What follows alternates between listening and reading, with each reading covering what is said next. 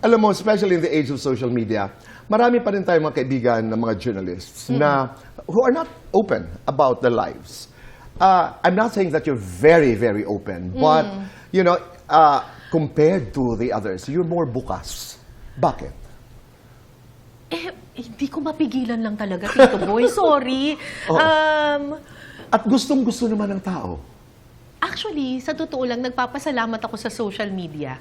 Kasi, alam mo naman na dati, ang tingin natin sa media kailangan prim, proper, serious, etc. Tapos parang feeling ko, merong part of me na hindi ko na ilalabas. But because of social media where you have, pwede kang ilabas kung sino ka, pwede kang tumawa, humalakhak, etc.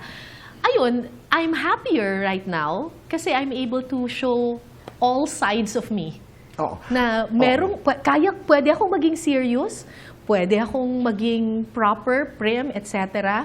Pwede akong maging matapang, pwede akong maging brusko, pwede rin akong tumawa. Yeah. Ang dating sa akin, ang take-away ko naman doon ay hindi apektado with your experience and with what I am watching. Walang kinalaman sa pagiging bukas, sa pagtawa, sa minsan ay pakikipagbiruan, lukuhan, ang kredibilidad. Credibility has nothing to do with it. Kasi ang credibility ay life work mo yan. Correct. Oo. It's your life work. Ito yung Tama. pinaghihirapan mo sa loob ng mahabang panahon. At hindi yun mawawala ng isang ganon just because humalakhak ka ng malakas. At saka the consistent. But you know, there was a time when, bumalik pa tayo noong mga kapanahunan ni Walter Cronkite. Walter Cronkite!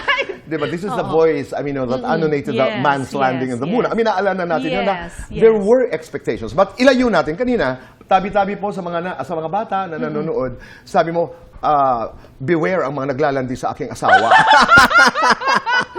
Let's talk about it just a bit. Okay, you have a 12-year gap with your husband. Yes. Has that been an issue? Ang issue lang siguro doon ay hindi kami nagkaroon ng biological na anak namin kasi when we... Is that an issue even? Nung nagkakilala kami, hindi na ako pwedeng magbuntis kasi Okay. masyado na akong matanda. Pero ang nagustuhan ko kasi sa asawa ko, tinuring niya talagang anak niya yung anak ko. So, that counts, di ba? Of course. So, hindi siya issue. Hindi na rin siya naging issue sa amin. At saka yung warning, LDR.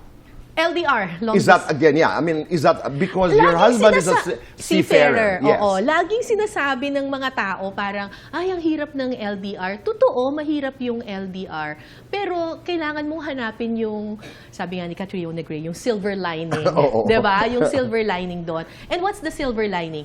Tuwing umuwi yung asawa ko, honeymoon. Parang bago ng bago. Diba? Kasi ang tagal ninyong hindi nagkita. So, excited kayo every single time na magkikita kayo. Tapos, pag nandito siya ng medyo matagal, tapos medyo nagkakainisan na kayo, ayun, kontrata na niya. Nagkaroon ng debate sa social media. This has nothing to do with this, but you can perhaps relate to this. Yung grooming. You know that you heard about grooming. it? Yung may coercion, dahil bata, whichever, especially kasi pag ang girl, ang older, cougar, ganon. ganon. Your take on that? Parang sa asawa ko, hindi naman ata ganon kasi... No, but generally, ilabas natin doon sa inyong relasyon. A woman is older, a lot older, for example, than the boy.